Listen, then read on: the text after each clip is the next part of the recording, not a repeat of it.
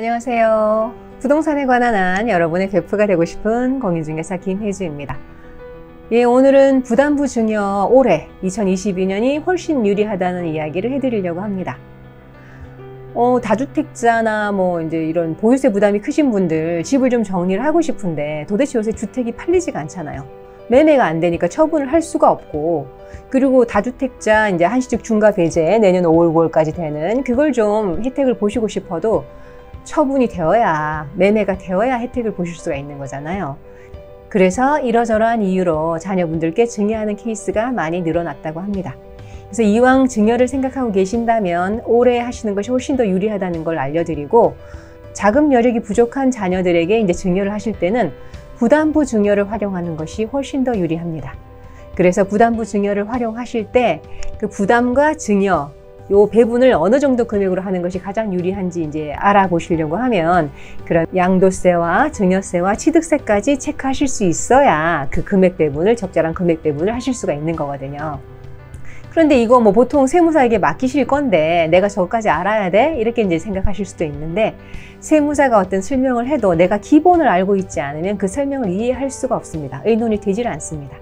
그러니까 오늘 저랑 같이 그 기본, 부담부 증여의 기본에 대해서 한번 공부를 해보시고요. 그러면 훨씬 더 이제 증여를 생각하실 때 이해의 폭이 넓어지실 겁니다.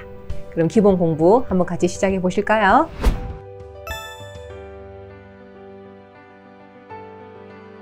먼저 부담부 증여가 뭔가 한번 보실게요.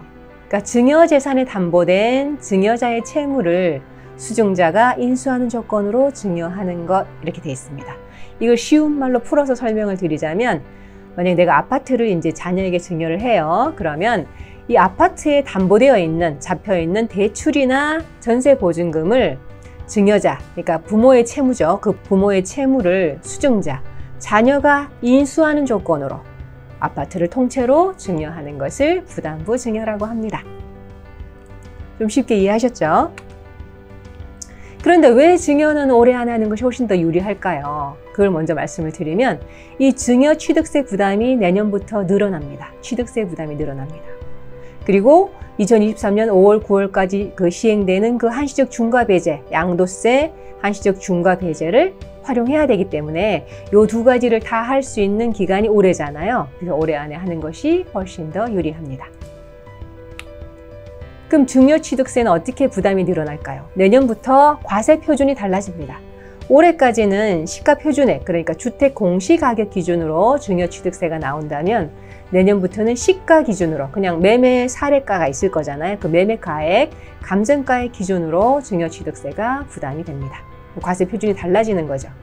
지금 현재로 보시자면 이 주택 공시가격과 이제 시가 차이가 한 30-40%는 되는 거잖아요.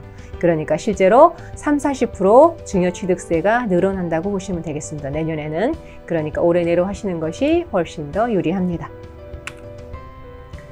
그런데 이제 부담부 증여를 하신다고 하면 두 가지로 크게 체크를 해보셔야 되는 거예요. 어떻게 체크를 해봐야 되냐면, 먼저 큰 세금, 증여세와 양도세를 어떻게 배분을 해야 유리하고 불리한지를 한번 이제 계산을 해보셔야 부담을 어느 정도로 얹고 증여를 해야 될지 그게 나옵니다. 금액 배분이 나와요. 그러니까 먼저 큰 세금, 증여세와 양도세 유불리를 계산해 보셔야 되고요.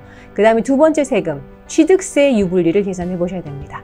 그러니까 증여 취득세와 매매 취득세도 어느 정도로 이제 기준을 잡는 것이 유리하고 불리한지 이 두 가지 방향에서 체크를 해 보셔야 합니다. 그럼 먼저 증여세, 양도세를 어떻게 배분하는 것이 유리한가 한번 비교를 해볼게요.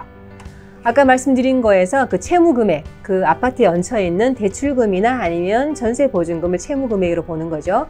그 채무금액에 대해서는 증여자, 부모가 양도세를 부담합니다. 그러니까 부모의 채무를 자녀에게 양도하는 것으로 보기 때문에 그 부분에 대해서는 부모가 양도세를 부담합니다. 그리고 전체 금액에서 그 채무액을 뺀 나머지 금액에 대해서는 수증자, 자녀가 증여세를 부담합니다. 그러니까 이렇게 양도세와 증여세 두 가지가 일어나게 되는 거죠. 부담부 증여를 하시면. 그냥 통으로 증여를 하시면 증여세만 일어나지만, 부담부 증여를 하시면 양도세와 증여세 두 가지 세금이 일어나는 겁니다. 그러니까 어느 정도로 배분을 해야 가장 유리한지를 두 가지를 다 계산해 봐야 알겠죠. 예를 들어서 말씀드리면 이제 시세 7억짜리 아파트를 5억 전세 보증금을 안고 자녀에게 부담부 증여를 합니다. 그러면 이 5억 부분 전세 보증금에 대해서는 부모가 양도세를 부담하는 거고요. 2억 부분에 대해서는 자녀가 증여세를 부담하는 거죠. 그러니까 부모가 양도세를 부담하게 될 테니까 부모가 어떤 상황인지가 중요하겠죠. 이 부분에서는 만약에 부모가 1주택자이고 비과세라면 이 전세 보증금이나 대출을 최대한 늘리는 게 유리하겠죠. 부모가 아예 양도세를 안 낼 거니까, 안 내고 그 나머지 차액에 대해서만 자녀가 증여세를 낼 거니까 부모의 부담을 최대한 늘리는 것이 유리하겠죠. 네, 그러니까 부모가 비과세인지 그리고 조정지역의 다주택자인지 이렇게 여러 가지 상황을 고려해서 이 부담 금액을 얼마나 늘리는 것이 중요한가를 이제 결정을 하는 겁니다. 그리고 이 조정지역의 다주택자라면 양도세 한시적 중과 배제를 활용하셔야겠죠. 이렇게 해서 양도세를 계산해 보시고 이제 어느 쪽이 더 유리한지를 이제 생각해 보시면 되겠습니다. 그리고 두 번째 세금, 취득세를 이제 비교해 볼 줄 알아야 된다고 했잖아요. 그래서 취득세를 한번 알아보면 먼저 유상취득분, 그러니까 그 채무 부분은 양도로 본다고 했죠. 부모가 양도세를 낸다고 했죠. 그 부분에 대해서는 매매 취득세율이 적용됩니다. 그러니까 어차피 취득세는 수증자가 내는 거니까, 그 자녀가 내는 거니까 취득세를 두 가지로 나눠서 내게 되는데 둘 다 자녀가 부담하게 되겠죠. 그러니까 이 채무, 부모가 채무를 부담하는 부분에 대해서는 양도세를 부담하는 그 채무 부분에 대해서는 매매 취득세율이 적용이 됩니다. 지금 현재 매매 취득세율은 1에서 3%잖아요. 그리고 중과가 된다면 8%, 12%로 중과가 되겠죠. 그러니까 이 매매 취득세율이 어떻게 적용되는가는 이 자녀분의 상태에 따라서 달라지는 거죠. 자녀의 주택수가 몇 채인지, 지금 이게 첫 번째 주택인지 아니면 두 번째, 세 번째 주택인지에 따라서 달라지고요. 이 주택이 어디 있느냐, 조정지역에 있느냐 아니냐에 따라서 차등해서 적용이 될 겁니다. 그러니까 만약에 자녀가 1주택자이고 2주택을 받으면서 2주택이 되고 만약에 이 주택이 조정지역에 있다면 그러면 이제 8% 취득세가 적용이 되겠죠. 그리고 무상취득분, 내가 증여세를 내게 되는 그 무상취득분에 대해서는 증여취득세율이 적용이 됩니다. 그런데 이 증여취득세율도 기본은 3.5%이고 중과되면 12%가 적용이 되잖아요. 그런데 이게 중과가 되느냐 아니냐는 이 집이 조정지역에 있는지 3억 이상인지 그리고 부모가 1주택자인지 아닌지 여부에 따라서 이제 다르게 적용이 됩니다. 그러니까 조정지역에 있고 주택이 3억 이상이면서 부모가 1주택자가 아니라면 12% 중과취득세율이 적용이 될 것이고 조정지역에 있는 3억 이상의 주택이라 하더라도 부모가 1주택자라면 그러면 3.5%의 일반 증여취득세율이 적용이 됩니다. 그런데 부담부 증여를 할 때 특별히 유의해야 되는 사항이 두 가지가 있어요. 먼저 이 증여세, 나오는 증여세를 자녀가 직접 부담해야 합니다. 자녀가 돈이 없다고 부모가 대신 내줘버리면 그 부분에 대해서 또 증여했다고 해서 증여세가 추가로 더 나옵니다. 그러니까 증여세는 자녀가 직접 부담하는 것이 가장 깔끔하고요. 그 다음에 부담부 증여를 하셨으면 그 채무 금액을 자녀가 직접 상환해야 합니다. 만약에 자녀가 직접 상환하지 않으면 그 부분을 증여로 보고 다시 증여세가 추징비에 나오겠죠.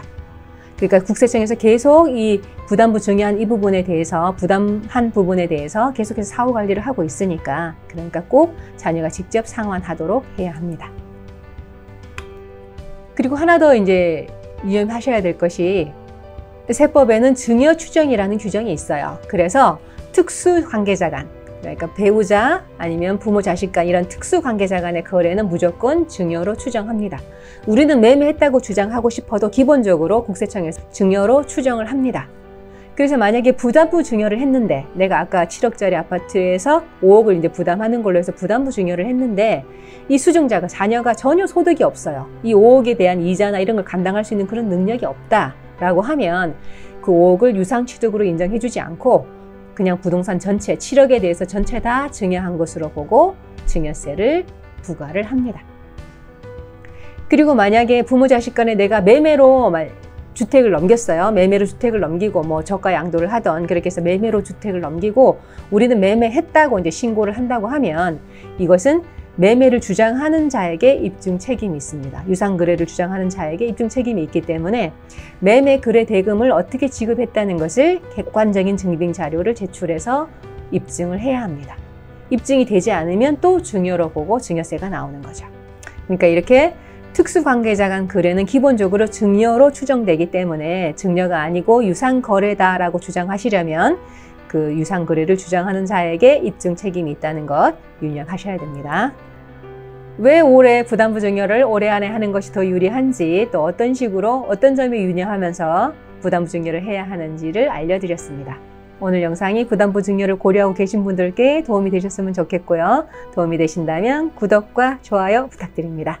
저는 또 다음에 다른 유익한 영상으로 찾아오겠습니다. 지금까지 여러분의 부동산 베프 공인중개사 김혜주였습니다. 감사합니다.